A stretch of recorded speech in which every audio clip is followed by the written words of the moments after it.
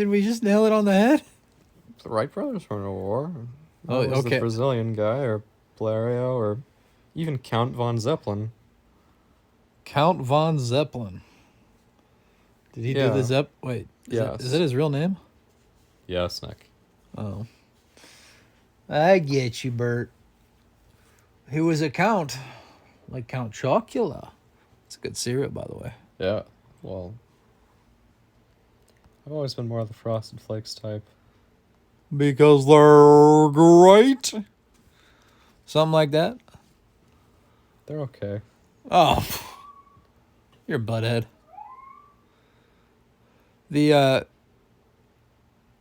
I'm trying to think, because at some point when we got jets onto planes and we were able to make these planes go a little faster, be a little bit more aerodynamic because they could go faster.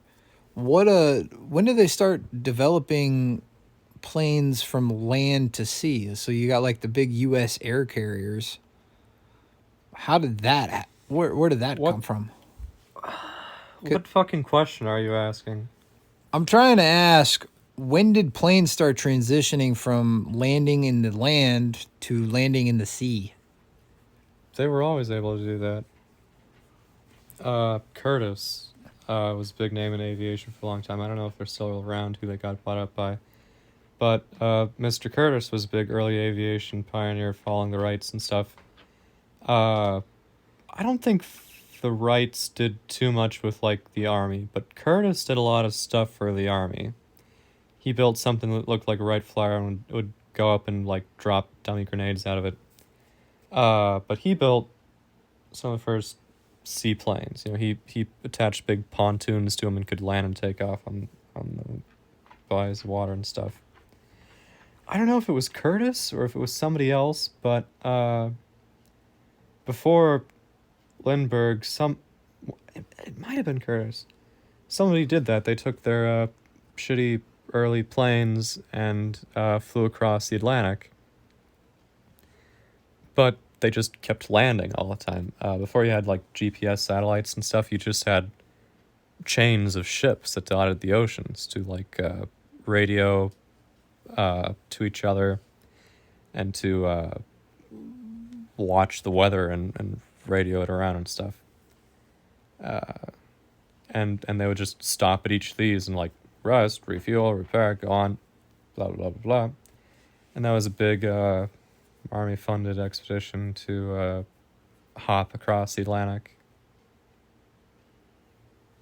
It was later a much bigger deal, and well, I think some Germans did it with like two of them in the plane, but it was the big publicity stunt for Lindbergh to do it alone. That would make sense because, I mean, if you're trying to do transatlantic flight or whatever and trying to go from the States to Europe, that's a pretty big fucking deal. I mean, now we scoff at it, but I'm thinking in my head that the progression of this is just kind of astounding if you look at it. You're seeing like these kites, and then you're getting these metal birds in the sky, and then it's like, oh, now we're flying across the Atlantic. It's like, what By the? the Whoa. beginning of World War II, you could have like shitty little planes attached to a ship that could be launched off of like a catapult thing. I keep saying catapult. If you think of more like a railgun, it's really like that. Like it shoots something forward, but it's linear. It's not like a big arm that like it's not flinging it. You know? I would say it's more like a slingshot, no? Modified? It's like a crossbow. Yeah, crossbow's probably better. It doesn't have the cross. It's like, Okay, but it's definitely more like a bow, just you more know what, rail. maybe slingshot was fine. It's a slingshot bow railgun combination. Catapult? Whatever. I catapult implies that it's like flinging it like the one guy. I don't know how much of that they did in World War One. I couldn't say. I mean, I would definitely love to.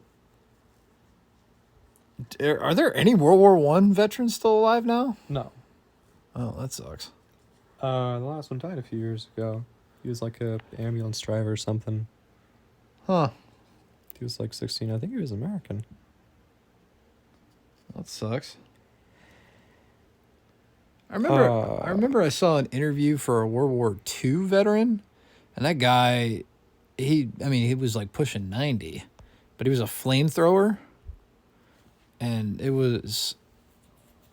maybe it wasn't World War II, maybe it was Vietnam. Vietnam makes more sense because that's when they used a lot of flamethrowers. No, it was 2 in the Pacific. Oh, yeah. Well, regardless. Vietnam, they just dropped fire from the sky. Well, regardless, it doesn't really matter. But between the world wars, if you wanted to cross the Pacific, it took lots of gas and you'd have to stop a lot of time. But they didn't have the infrastructure to land big planes on all these little islands scattered across the Pacific.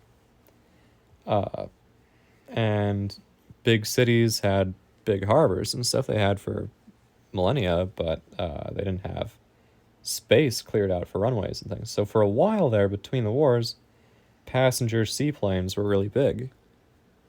You had the Boeing 314 Clippers, the Pan Am Clippers. They were big romantic flying cruise lines, big flying boats. That's what they're called. They don't have pontoons or anything. They float on the bottom of the plane on their bellies. And they went all over the place for rich tourists in the 30s and stuff. They were neat. After World War II, the Army and Navy and stuff had gone in and built a ton of bases and infrastructure across the Pacific, so you didn't need them anymore.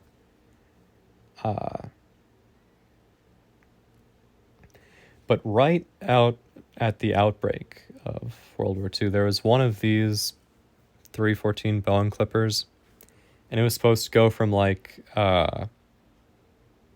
Los Angeles or Hawaii or something to Australia, and it wanted to get back to the United States, but like war was just getting declared, so it's like, oh, now Australia's at war, now the Philippines are in peril, oh, now the Dutch and Indonesia's getting attacked, and they kept getting bounced all over the place, and they got bounced around so much they had to go to Indonesia, they had to go to India and Africa and stuff.